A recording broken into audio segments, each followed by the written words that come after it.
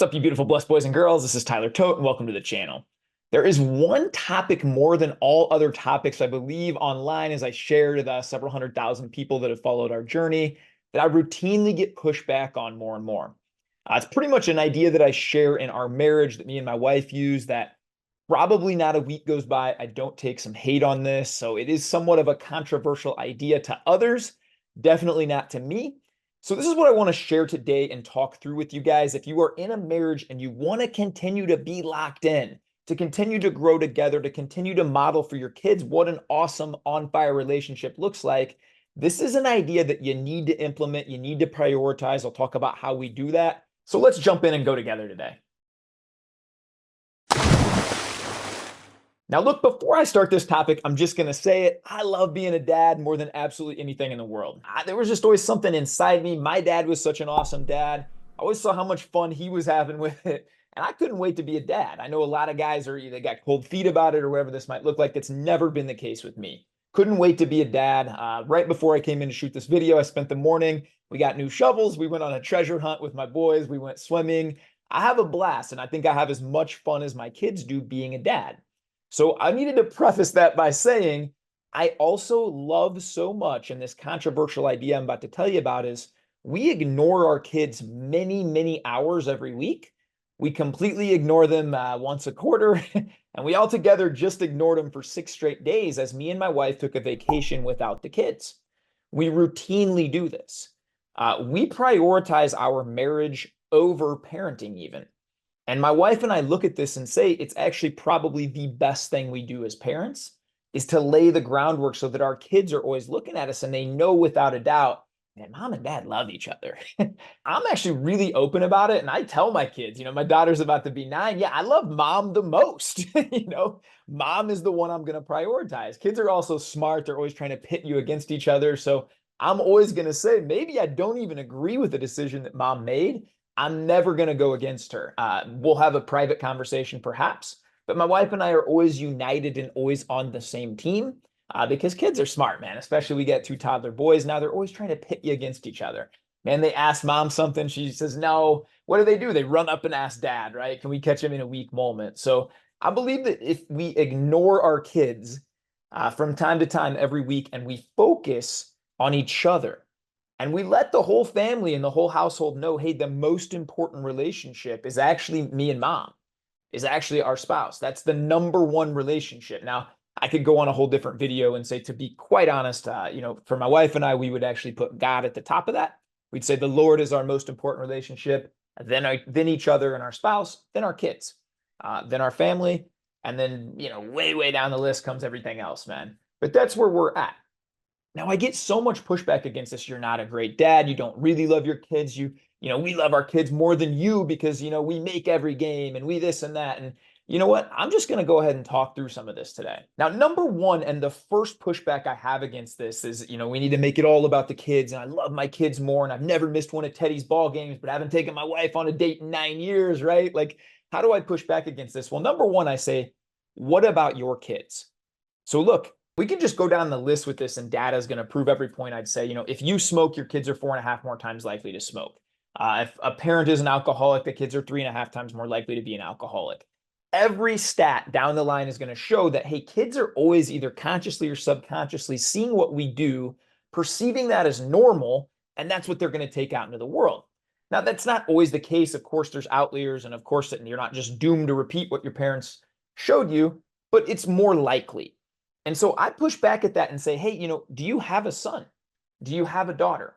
Okay, yes, you do if you're arguing about this with me. So how do you want someday them to be in a marriage and them to be in a relationship? How do you want their future spouse to treat them? Let's just say you have a daughter, right?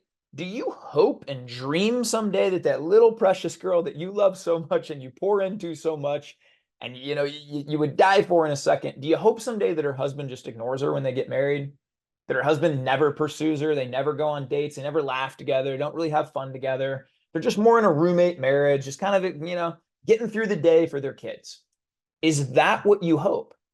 Hey, you have a son. Do you hope that he marries somebody someday who doesn't really prioritize his needs, doesn't really connect with them physically, that he just kind of like zones out every day and goes to a job, and this is just what he has to do to get through the day? Is that what you wish for them? Okay, well, then let's zoom back and say we have to set what's normal. I mentioned at the beginning of this video, I couldn't wait to be a dad. That is because I witnessed my father running full court hoops with us until he was 50. That's because my dad routinely came in and had squirt gun battles with us, and it looked so much fun to me. My parents also just celebrated 47 years of marriage, and I wasn't ever afraid to get married because it looked fun to me. My folks were always going on bike rides together, walks together. It just seemed like they genuinely loved each other and had a great time. So, again, that was what was normal for me. So you have to zoom out here if you're in that spot and saying, well, it's all about the kids. Well, the schedule's crazy. Well, we don't have time for each other. You need to create time. You're going to show your kids. And one of the best things my wife and I did, and this isn't easy. Look, we moved across the country 4 or 5 years ago. We had no family out here. We didn't really know anybody. We went through, I think, 11 or 12 babysitters before we finally found the world's greatest babysitter in the history of the world. Shout out to you, Brooke, if you ever watch this. Now she's like a part of our family, but we had to go through so many to be able to find one we could trust. Look, we paid for cameras and set them up so that we could make sure our kids were being taken care of. All these things went into it to ensure we had a great sitter. I think the first 4 or 5 times when we hired sitters, we wouldn't even leave the house. We would just, me and my wife might play board games upstairs, play cards, some kind of thing. We would just, take maybe quick walks around the block. We were going to make sure our kids were safe. I'm not saying go drop your kids at the fire station and just come back and get them in 48 hours. You obviously got to be smart. But when me and my wife wrote down, this is the life we want, this is what we want to create, I remember writing together, we want to model for our kids that marriage is awesome. We want we think we'll do a great job as parents if our kids are 25 years old someday and say, yeah, I can't wait to get married. I can't wait to find that person. I can't wait. It looks fun. I can't wait to be a parent and be in love and grow together all the time. So I think that's got to be the first thing. What do you want for your children? Now, I'll just say this doesn't have to work for everybody, but this is what works for me and my wife. And I will say that this took us a while to get here, but we have a non-negotiable thing that every single week we go on dates. At this point, it's 2 or 3. We have a sitter come in. We completely ignore our kids. Sitter's awesome at this point. We don't even worry about it. We go have a blast. We do picnics, hikes, walks, restaurants, whatever that might be. 2 to 3 times a week, we are ignoring our kids for a few hours. Something absolutely amazing has happened with that. I mentioned I have an almost 9-year-old daughter. It wasn't that long ago, handful of months ago, we heard her playing with a friend, and her friend asked her, hey, why do your parents leave? Where do they go? Because she had told her the sitter was coming. And my daughter's response was, oh yeah, they go out a couple times a week because they really love each other. And we thought, we're doing it, man. We want our daughter to know how much we love each other. That also creates a safe environment for your kids. They don't have to worry about this or that. And, too many kids sadly grow up in that environment. So that's our first principle is, hey, every week without fail, we're going on dates without the kids. Look, any of you guys, I got 2 toddlers. You go to a restaurant with kids, it's not a date. You're surviving. I mean, let's call it what it is. I got wild boys. Maybe you don't, and it's a little better. But still, you're not having the kind of conversations you're having. You're not laughing, pursuing, having fun, and just dating your spouse the same as when you take your family. So that's the first one. The next one is quarterly. We create once a quarter at least, so that's 4 times a year, a 48-hour overnight date. So I'll book something fun for me and my wife. A lot of times we live close to Vegas, so it's like a sweet and a fun hotel down in Vegas. We go have a blast, no kids allowed, 48 hours. We usually talk about the kids the first half hour, and then it's like, okay, let's stop being dad and mom, stop looking through their pictures, and let's go be husband and wife and have a lot of fun. So that is a non-negotiable thing that we had to work towards for a year or so. I remember after getting that on paper, but that's something we do now. The other one, we just got back. I'll post a couple pictures here. I think I took 3 pictures in 6 days. Was really locked in with my wife, but we rented an Airbnb. We stayed on the strip a couple days and then got an Airbnb out in the middle of nowhere in Joshua Tree. We just rented an awesome Airbnb out there. Really amazing place. No kids, no distractions. There's really no people outside of you had to drive into town 20 minutes or so. Completely alone. And her and I just hiked, played games. Dude, we had an absolute blast connecting with each other. And we do this every year. So no matter what I have to do, it's the first thing that her and I are going to put on the calendar every year. Where's the vacation with no kids? Guys, to make this happen this year, I literally flew all 3 of my kids back home, which is Illinois for us. Spent 4 or 5 days with my folks and playing with the kids. Then I flew back to Vegas where my wife was. We had our time, and then I flew back that night and scooped up my kids and brought them back. It wasn't cheap. It wasn't like, and again, we didn't take this elaborate vacation. We've had to make other sacrifices to make that happen. But this is a non-negotiable thing in our marriage. Every single year. It's the first thing before Disneyland with the kids, before if I can only do one, if I can only take the family vacation or the wife and I vacation, doesn't even come close. We're taking the wife and I vacation. This is what we prioritize the most. So again, I'm going to get some pushback here. Well, our schedules are just too busy, this or that. And look, what I would urge you to do is sit down with your wife, sit down with your husband. Tell them, hey, we need to make this more of a priority. Look, guys, I'm just going to be fully transparent and fully honest here. I did not do this the first 2 years of my marriage. My wife and I actually thought we couldn't have kids. A couple doctors told her that, and then we got pregnant on the honeymoon. And so life for us just changed like that. We didn't have a super long engagement. And now all of a sudden we have this screaming newborn. I took a job for the first time in my life at 30, a corporate job. I was going back to school full time. All these things changed. And if I'm really honest, I don't think I took my wife on a date in 2 years. And we lived close to family then. So I could have done it a lot more. I just didn't. And I think somewhere in guys' minds, especially, we get this mentality of we got her.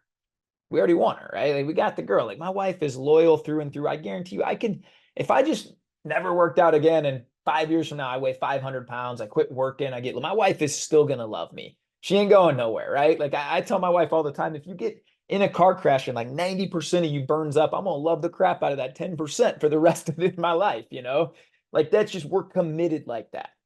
That's a blessing, but I also think sometimes that can be a curse as you get comfortable. You stop pursuing, you stop taking her on dates, you stop laughing, connecting, creating that fun bond together so that number one, your kids can see it, but also number two, you guys can keep growing. Look, I talk to a lot of people now who are in a stage of life where their kids are gone. They made it all about the kids for 20 some years, and now their kids are gone. They're empty nesters. They call them so-and-so, every now and then, but look, they don't even know how to talk to each other now. They're having to relearn how to be husband and wife. And I'm so grateful that my wife and I won't have that. And I urge you again with full transparency, I didn't do this the first couple of years of my life. I gave my best energy, if I'm really honest, to work, then my daughter, then mostly some other friends and stuff. And my wife got what was left over. I'd already won her, right? It was a first early mentor that told me, hey, bro, you got to think about marriage like you're on a second or third date, you're just trying to get to a third or a fourth. Bring that same energy, that same intensity, that same passion all the time. And man, you'll have a wonderful ride with it. And that was something that changed my life. So if you are to that point, maybe you're a decade in, you got 4 kids, you're like, man, me and my wife ain't been on a date in 10 years, right? Like, I don't even know what this looks like. First step, man, just sit down with your wife, sit down with your spouse, start to carve out. I have busy clients and people I've coached that literally their best is once or twice a month.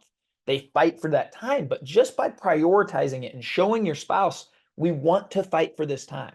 We want to make this a priority. I say start small and dream big. So wherever you're at in life, you need to make this a priority. Again, I'm not really sure how it's so controversial, but a lot of dads push back at me too on this. Well, my son's sports schedules. My kids are in this. I'm the coach 6 nights a week. I don't. And dude, I'm just going to go back and say, well, that's what you should expect from your son in future relationships. That's what you should expect for your daughter in future relationships. That's just how it is, right? And so, I think it's awesome to coach your kids. I can't wait to coach my kids. My dad coached me all the time growing up. I think those are amazing things. How amazing would it be if you sat your son down who's like 12 though, and you said, hey, buddy, love you so much. Coaching you is one of my favorite things, and I'm so proud of you, XYZ. But you know what? Every Thursday, dad's not going to be able to be there anymore for practice. Because every Thursday night, I'm taking mom out on a date. Me and mom are just going to have some mom and me time. So this is what that's going to look like. Dude, the lessons that you would pour into your son right there, or daughter, or whatever that might be, right? So I hope this video has been helpful or somewhat informative. If you guys have comments, you have some pushback too, fire it down in the comments, man. I like talking about this stuff. And again, I never say that my way or me and my wife's way works best for anybody outside of us. But what I do encourage you to think about is to create that life intentionally, and don't just be on autopilot. And well, we haven't been on a date in 6 or 7 years. We just keep doing what we're doing, and we're going to wake up 20 years later and kind of not know who that other person is because we haven't intentionally pursued that relationship. Again, I think it's the best thing you'll do for your kids. One of my favorite quotes from all time is, hey, if you want to be the best father possible, the best thing you can do is love their mother intensely. and fiercely and continue to pursue that relationship. So hope you guys out there do that today. Hope you wives out there do that today. Maybe you guys haven't connected a lot. I'll link another marriage video under here, how you can kind of rekindle some of that passion, some of that romance back. It's been a fun journey for me and my wife as we continue to grow together. I wish nothing but the same for you, man. I imagine a society of just locked in families that like the husband and wife love each other. They love the Lord. They have great, healthy children. Like think of a society like that. And that's what I hope for. So you guys have the greatest day of your life. Thanks for tuning in. Go be kind to yourself, be kind to others. Send your spouse a little text right now, how much you love them, man. You know, that goes a long way too. Show a lot of gratitude. Much love, fam. Have the best day.